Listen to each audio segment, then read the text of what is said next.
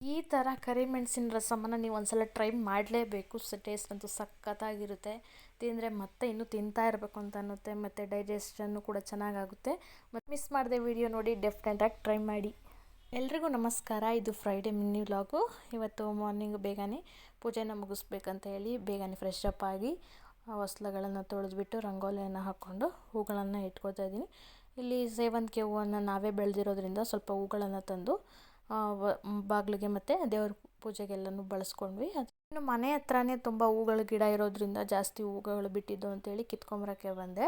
ಇಲ್ಲಿ ನೋಡಿ ಗುಲಾಬಿ ತುಂಬಾ ಬಿಟ್ಟಿತ್ತು. ಆದರೆ ಮಳೆ ಹೂದಿರೋದ್ರಿಂದ ಎಲ್ಲ ಎಲೆಗಳು ಅಂದರೆ ಪೆಟಲ್ಸ್ ಇರ್ತಾವಲ್ಲ ಅವೆಲ್ಲ ಬೀಳ್ತಾ ಇದ್ವು. ಹಾಗಾಗಿ ಚೆನ್ನಾಗಿರೋದನ್ನು ನೋಡಿಕೊಂಡು ಮೊಗ್ಗು ಥರ ಇರೋದನ್ನು ಸ್ವಲ್ಪ ಚೆನ್ನಾಗಿರೋದನ್ನು ಕಿತ್ಕೊಂಡು ಬಂದೆ. ತುಂಬ ಹೂಗಳನ್ನು ಬಿಟ್ಬಿಡುತ್ತೆ. ಆದರೆ ನಾವು ಬೇಗ ಕಿತ್ಕೊಂಡಿಲ್ಲ ಅಂತ ಹೇಳಿದ್ರೆ ಎಲ್ಲ ಪೆಟಲ್ಸ್ ಎಲ್ಲ ಬಿದ್ದೋಗ್ತವೆ, ಬೇಗನೆ ಇಕ್ಕಿದ್ರೂ ಕೂಡ ಯೂಸ್ ಆಗೋದಿಲ್ಲ. ಇದು ನೋಡಿ ಚಿಕ್ಕ ಗಿಡದಲ್ಲೇ ದಾಸವಾಳ ಹೂವು ಬಿಟ್ಟಿದೆ. ತುಂಬ ಚಿಕ್ಕ ಗಿಡ, ಕಡ್ಡಿಯನ್ನು ಹಾಕಿದ್ವಿ, ಅದರಲ್ಲೇ ಹೂಗಳು ಬಿಟ್ಟಿತ್ತು.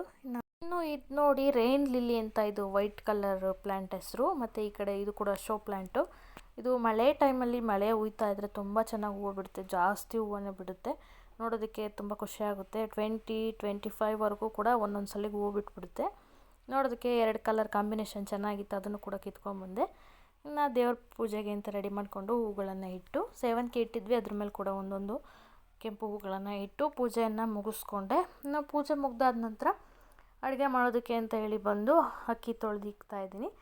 ಇನ್ನು ಅನ್ನವನ್ನು ಮಾಡಿಕೊಂಡ್ರೆ ಸಾಂಬಾರು ಏನಾದರೂ ಬೇಕಾಗುತ್ತೆ ಅಂತೇಳಿ ಕರಿ ಮೆಣಸಿನ ರಸಮ್ ಮಾಡೋಣ ಅಂತ ಹೇಳಿ ಅಂದ್ಕೊಂಡೆ. ಮೆಣಸನ್ನು ಹಾಕಿಬಿಟ್ಟು ರಸಮನ್ನು ಮಾಡ್ಕೋಬೋದು ಈಸಿಯಾಗಿ, ಬೇಗನೆ ಆಗುತ್ತೆ ಮತ್ತು ತುಂಬ ಟೇಸ್ಟಿಯಾಗಿರುತ್ತೆ. ಬಿಸಿ ಅನ್ನೋದ್ರ ಜೊತೆ ಒಳ್ಳೆ ಕಾಂಬಿನೇಷನ್ನು.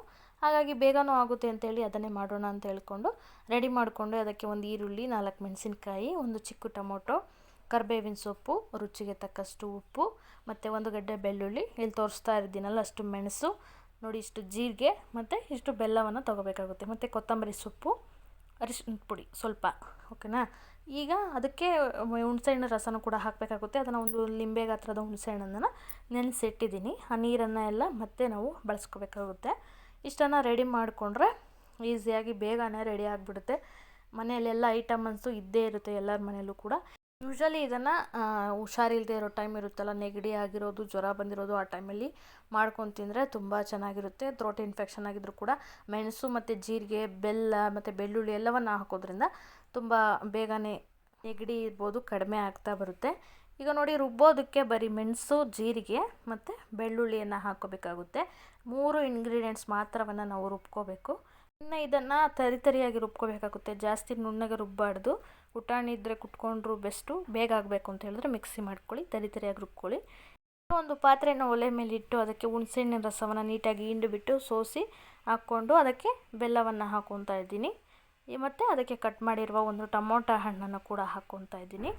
ಎಲ್ಲವನ್ನು ಕೂಡ ಒಂದೇ ಬಾರಿಗೆ ಹಾಕಿಬಿಟ್ಟು ನಂತರ ಕುದಿಸ್ಕೋಬೇಕಾಗುತ್ತೆ. ಇಲ್ಲಿ ಮೊದಲೇ ಯಾವುದನ್ನು ಬೇಯಿಸ್ತಾ ಇಲ್ಲ. ಮತ್ತು ಅರಿಶಿನ ಪುಡಿಯನ್ನು ಹಾಕ್ಕೊಂಡು ರುಚಿಗೆ ತಕ್ಕಷ್ಟು ಉಪ್ಪು ಮತ್ತು ರುಬ್ಬಿರೋದು ತರಿಯಾಗಿದೆ ನೋಡಿ, ಅಷ್ಟು ರುಬ್ಕೊಂಡ್ರೆ ಸಾಕು. ಅದನ್ನು ಹಾಕಿಬಿಟ್ಟು ಈ ಒಂದು ಗ್ಲಾಸಲ್ಲಿ ನೀರನ್ನು ಹಾಕ್ಕೊತಾ ಇದ್ದೀನಿ. ಇದು ಇಬ್ಬರಿಗೆ ಆಗುತ್ತೆ ರಸಮ್ಮು. ಇಬ್ಬರಿಗಾಗೋಷ್ಟು ರಸಮನ್ನು ನಾನು ತಯಾರು ಮಾಡ್ತಾಯಿದ್ದೀನಿ. ಅಷ್ಟು ಸಾಕು. ಮತ್ತು ಕ್ಯಾಪನ್ನು ಕ್ಲೋಸ್ ಮಾಡಿ ಒಂದು 15 ನಿಮಿಷ ಬೇಯಿಸಬೇಕಾಗುತ್ತೆ ನೀಟಾಗಿ. ಅದು ಬೆಂದ ನಂತರ ಅಷ್ಟರಲ್ಲಿ ಒಂದು ಒಗ್ಗರಣೆ ಹಾಕೋಣ ಅಂಥೇಳಿ ಚಿಕ್ಕ ಫ್ರೈ ಪ್ಯಾನ್ಗೆ ಸಾಸಿವೆನ ಹಾಕ್ಕೊತಾ ಇದ್ದೀನಿ. ಈಗ ಒಣಮೆಣಸಿನ್ಕಾಯಿನ ಮುರಿದ್ಬಿಟ್ಟು ಅದರೊಳಗಡೆ ಹಾಕ್ಕೊತಾ ಇದ್ದೀನಿ. ನೀಟಾಗಿ ಎಣ್ಣೆಯಲ್ಲಿ ಸ್ವಲ್ಪ ಬೆಂದ ನಂತರ ಕರಿಬೇವಿನ ಸೊಪ್ಪನ್ನು ಹಾಕ್ಕೊಬೇಕು. ಅದು ಕೂಡ ಎಣ್ಣೆಯಲ್ಲಿ ಸಿಡಿಯುತ್ತಲ್ವ, ಹಾಗಾಗಿ ಫಸ್ಟೇ ಮೆಣಸಿನ್ಕಾಯಿನ ಹಾಕಿ ನಂತರ ಕರಿಬೇವನ್ನು ಹಾಕಿದ್ದೀನಿ. ಈಗ ಕಟ್ ಮಾಡಿರುವ ಒಂದು ಈರುಳ್ಳಿಯನ್ನು ಕೂಡ ಹಾಕ್ಕೊತಾ ಇದ್ದೀನಿ. ಎಲ್ಲವನ್ನು ಹಾಕಿ ನೀಟಾಗಿ ಬೇಯಿಸಿ ಎಣ್ಣೆಯಲ್ಲಿ, ಅಂದರೆ ಫ್ರೈ ಮಾಡಿಬಿಟ್ಟು ಸ್ವಲ್ಪ ಈರುಳ್ಳಿ ಕಂದು ಬಣ್ಣ ಬರೋವರೆಗೂ ಕೂಡ ಫ್ರೈ ಮಾಡಬೇಕಾಗುತ್ತೆ. ಫ್ರೈ ಮಾಡಿದ ನಂತರ ಇಲ್ಲಿ ನೋಡಿ ಇದು ಕುದೀತಾ ಇದೆ, ಚೆನ್ನಾಗಿ ಕುದ್ದಿದೆ. ಈಗ ಅದಕ್ಕೆ ಫ್ರೈ ಮಾಡಿದ ಈರುಳ್ಳಿಯನ್ನು, ಅಂದರೆ ಒಗ್ಗರಣೆಯನ್ನು ಅದರೊಳಗಡೆ ಹಾಕ್ಕೊತಾ ಇದ್ದೀನಿ.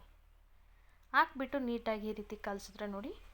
ಈಗ ಇದನ್ನು ಇನ್ನೂ ಒಂದು 10 ನಿಮಿಷ ಚೆನ್ನಾಗಿ ಕುದಿಸ್ಕೋಬೇಕಾಗುತ್ತೆ. ಯಾಕಂದರೆ ಆ ಒಗ್ಗರಣೆ ಹಾಕಿರ್ತೀವಿ ಮತ್ತು ಅದು ಫುಲ್ಲು ಎಲ್ಲ ಕೂಡ ಬೆಂದು ನೀಟಾಗಿ ಟೇಸ್ಟ್ ಬರೋದೇ ಆಗ. ಅದು ಜೀರಿಗೆ ಮತ್ತು ಬೆಳ್ಳುಳ್ಳಿ, ಕರಿಮೆಣಸು ಹಾಕಿರ್ತೀವಲ್ಲ, ಅದನ್ನು ತರಿಯಾಗಿ ರುಬ್ಬಿರೋದ್ರಿಂದ ಅದ್ರ ಸ್ವಾದ ಎಲ್ಲದಕ್ಕೂ ಹರಡುತ್ತಲ್ಲ, ಆಗ ಇನ್ನೂ ಟೇಸ್ಟ್ ಡಬಲ್ ಆಗುತ್ತೆ ಅಂತೇಳಿ ಚೆನ್ನಾಗಿ ಕುದಿಸ್ಕೊಂಡು ನಂತರ ನಾವು ಸರ್ವ್ ಮಾಡಬೇಕಾಗುತ್ತೆ. ಈಗ ನೋಡಿ ಕುದ್ದಿದೆ. ಈಗ ನೋಡಿ ಎಷ್ಟು ಚೆನ್ನಾಗಿ ನಾನು ಹಾಕಿರೋ ನೀರಲ್ಲಿ ಸ್ವಲ್ಪ ಕಡಿಮೆ ಆಗಿದೆ.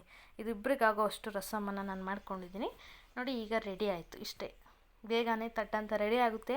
ಟೇಸ್ಟು ಕೂಡ ಸಖತ್ತಾಗಿರುತ್ತೆ ಈ ರೀತಿ ರಸಮನ್ನು ಮಾಡ್ಕೊಳ್ಳೋದ್ರಿಂದ. ನೀವು ಕೂಡ ಮನೇಲಿ ಟ್ರೈ ಮಾಡಿ ಒಂದ್ಸಲ.